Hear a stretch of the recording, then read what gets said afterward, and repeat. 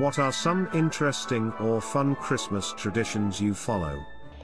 My parents always got a new ornament for all of us every year with a different theme based on the things that happened of significance that year. Now that I've moved out, I probably received my last one this year, but my GF and I are gonna start doing that next year, smiley face. My neighbor would always invite people on Christmas Eve to walk around a Christmas tree she put up in her yard, music playing and everyone singing. Good fun. Unfortunately, it's been a while since I last did this. I always watch Home Alone with my dad because it's his favorite movie and a must for Christmas.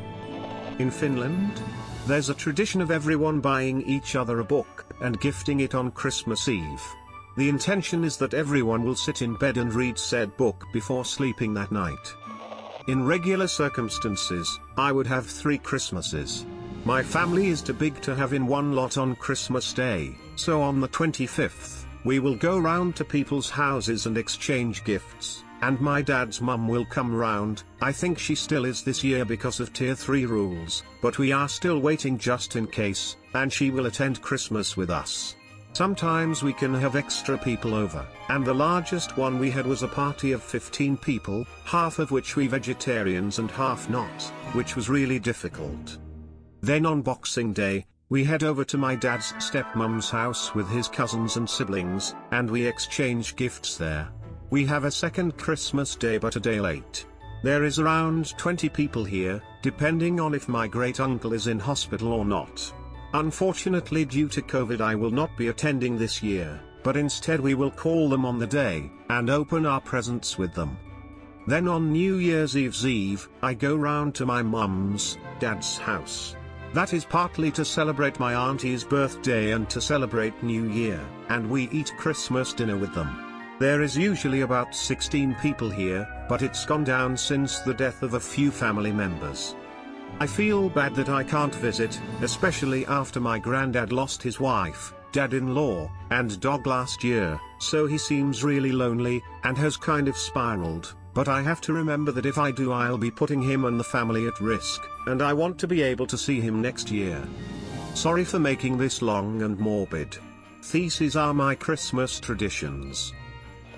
Christmas pajamas. My folks always got me and my sister new Christmas pajamas to change into right before bed on Christmas Eve. They've kept it up even now. I'm 28 and my sister is 31. They would also give pajamas to our significant others too, so they'd be included. Can never go wrong with a new onesie or PJ set, thumbs up. My brothers and I get together on Christmas Eve and watch Godzilla. This was something I thought everyone did, until I became a teenager. When I was a child, I would just go mental and rip open all the presents, regardless of whose they were. So my mum put numbered tags on the tree and each present had a corresponding number on it. My sister had gold tags and I had silver tags. We were allowed to take one tag off the tree at a time and could only open the present with that number on it. This made present opening last longer and made us spend time appreciating each gift more instead of opening them all at once. We still do this. I am 24 and my sister is 31, and we now do it for my 5-year-old nephew too. We have a specific box, fruit gems, to use for gifting that has been passed around our family for 30 years. You can usually tell by the shape when you are about to receive it. My family has a little ornament of a pickle that parents hide somewhere on the tree once everyone goes to sleep. First person to find it the next morning gets to open the first present. Absolutely chaotic, but incredibly fun. I make homemade peanut butter cups for my friends and family. I've been told that they're better than Reese's. Super easy and fun to make, and everyone loves this special treat, heart. Build a massive gingerbread house with gingerbread people and stuff on December 1st, and eat it on December 24th. My dad raced a woman to a Christmas ornament that was the last on the shelf without either of them realizing it. He got there first and gave her the ornament. She followed us home to try to give it back, but my dad gave her a glass of water and a wish for a Merry Christmas and sent her on her way, ornament in tow. We wish her a Merry Christmas every year. Edit, we wish her a Merry Christmas whenever we put up the tree. My father had flesh-eating bacteria infect his elbow, necrotizing fasciitis, and very easily could have died. Instead, the doctor at his hospital was so incredibly fast to recognize this, and to treat it, that not only did he keep his life but he kept his arm as well. All it shows is a big scar on his elbow where skin grafting was needed. To thank not only the doctor but also the nurses who saved his life, we brought a box of chocolates to the ICU where he was. By now all of the team that helped him have left that hospital, but every Christmas, ever since I was 4, my father, my sister, and I bring a box of chocolates to the nurses who work on Christmas. When I was younger it would annoy me that I was not allowed to open presents until after we got back, but now I appreciate giving to those who deserve it. Filipino here, but my family and I moved to Los Angeles when I was 5.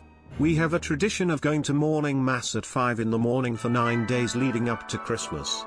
It's called Simbang Gabi, which means night mass, but here in LA a lot of the churches hold it really early in the morning. There's just something that feels nostalgic going to church 5 in the morning, with all the Christmas lights, while the choir sing Filipino Christmas songs that just puts so much joy in my heart. I've been going for 30 plus years and I plan to continue the tradition when I have kids.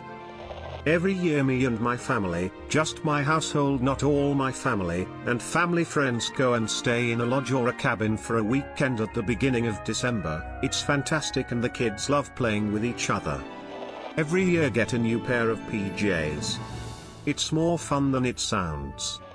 We watch Blackadder's Christmas special every year. I've been doing this for 25 years. I can quote it verbatim.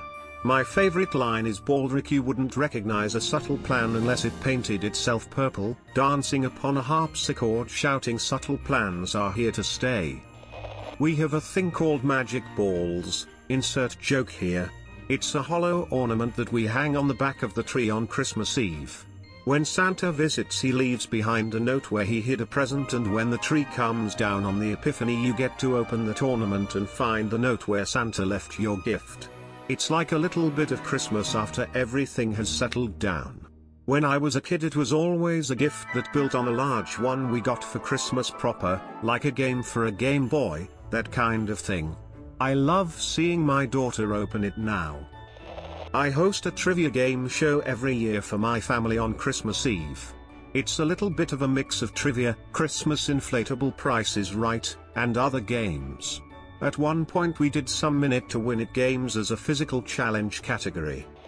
It's unfortunately not happening this year, but the weekend before Christmas my girlfriend and I get a hotel room in our 4th favorite northern Chicago suburb and do nothing but bar hop, go out to eat, and sightsee.